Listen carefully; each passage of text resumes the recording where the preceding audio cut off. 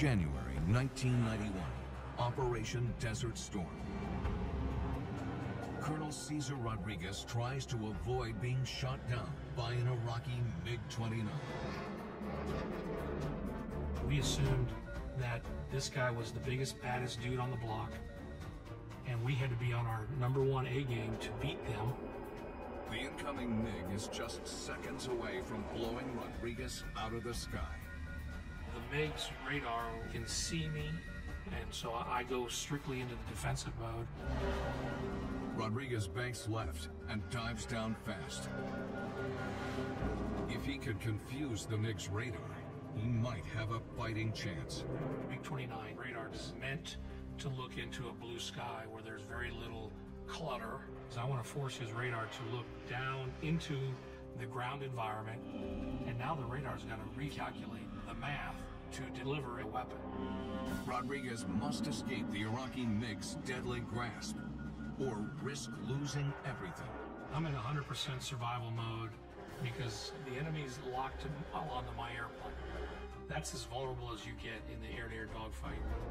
Unless his wingman acts quickly, Rodriguez doesn't have a chance.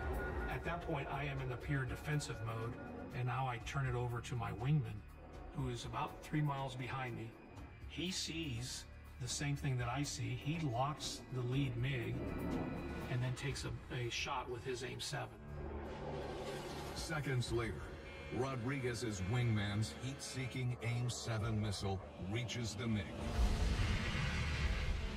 The end result was we had one MiG down. Splash 1 is the radio call that I made. Splash! Splash coming out westbound! And now we're trying to figure out what's next. What's next is more trouble. The E-3 AWACS alerts Rodriguez to another MiG-29 just 10 miles away. This time, Rodriguez and his wingman won't be caught off guard.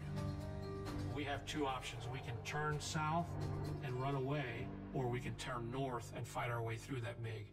And the option that I selected was to fight our way through that MiG.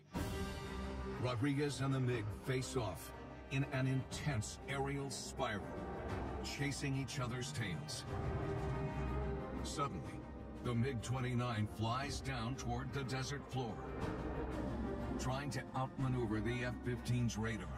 At that point, I suspected the MiG felt that I could either be coming in for a gunshot or I could be getting ready to hit him with a missile.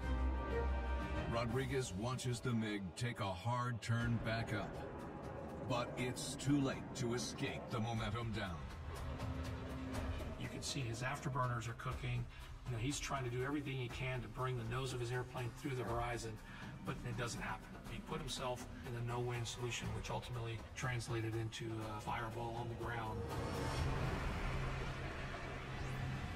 It wasn't until after the final engagement that I started to reflect on, wow, what just happened? Because I knew I was within seconds of being a casualty.